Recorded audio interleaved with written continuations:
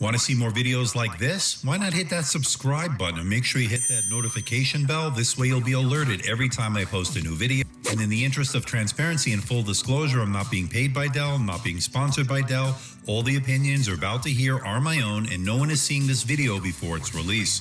This review unit is on loan from Dell, and once this review is done, I am sending it back to Dell. The Dell Latitude 5400 has a starting price of $819, a very competitive price considering he's getting some really good specs. The review unit Dell sent over comes with a Core i5 with vPro and 8th generation processor, 512 gigs of SSD storage, and 8 gigabytes of RAM, and that comes in at $1,625 US. And with that out of the way, let's find out what you get inside the box. Let's open it up. You get a 90-watt power adapter with Dell's own proprietary connector. Now, holding the unit for the first time, I'm very impressed with the build, and I like its stealthy look. It has a really nice feel to it. Now, to get it this light, they went with a plastic chassis, although it's a very high quality, and it feels really sturdy as well. It's definitely not the thinnest or lightest, but it is definitely portable. Now, when it comes to the port selection, you won't be disappointed. Let's start off on the left side where you get your power port. Next to that is a Thunderbolt 3 port that supports data charge and display out. You get a USB-A 3.1 rounding out the left side. Moving over to the right side is the micro SD card reader. Below that is the SIM tray for the optional LTE, a 3.5mm headset jack, two USB-A 3.1 ports, an HDMI port, an RJ45 Ethernet port, and finally a Noble lock port.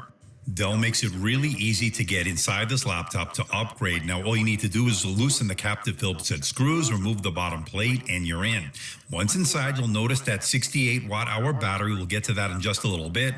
Now, the RAM is socketed in, so you can upgrade that, which I love to see. And the Wi-Fi card is also swappable, although you do get some very good range with good uploads and downloads. And they make it really easy to add wireless internet with LTE. Notice the space for that modem.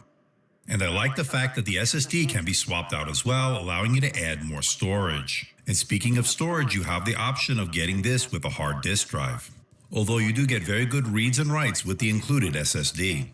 Now, when it comes to the display, there are a few options. There's a 720p option, which I'd steer away from, and then there's a 1080p non-touch, and what I have here, a touch option. It's a 1920 by 1080. It's almost a matte display, but not totally matte. Now, at only 228 nits, it's definitely not the brightest display, but because it's a matte, non-glossy display, you're going to be able to read it indoors and outdoors, although I would like to see it a little bit brighter. And as you can see, the Latitude line are not the brightest of displays, but they're good displays nonetheless.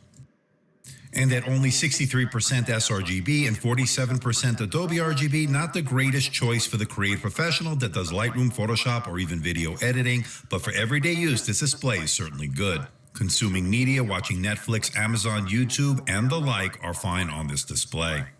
And I love the fact that the screen can go all the way back, as you see here, giving you the perfect viewing angle each and every time.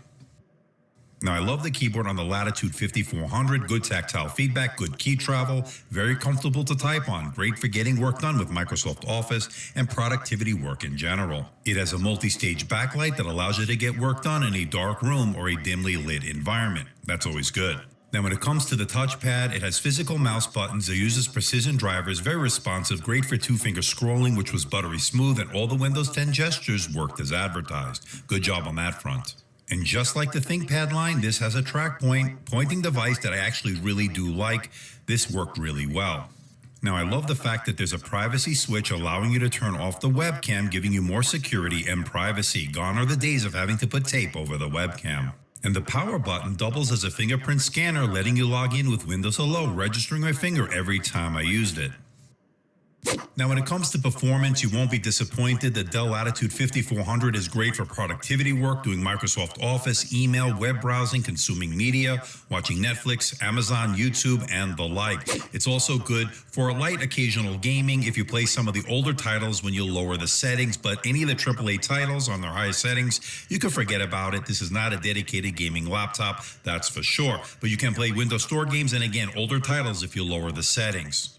And I thought Dell did a good job when it comes to the thermals, never getting above 95 degrees Fahrenheit or 35 degrees Celsius when I streamed my 15-minute HD video. That's pretty good.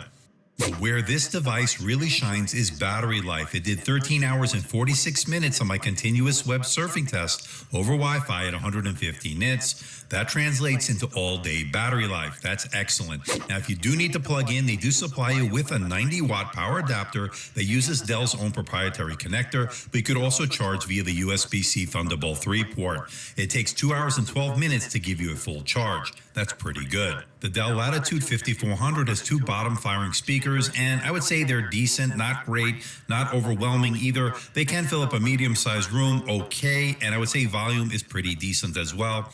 Not the best I've ever heard.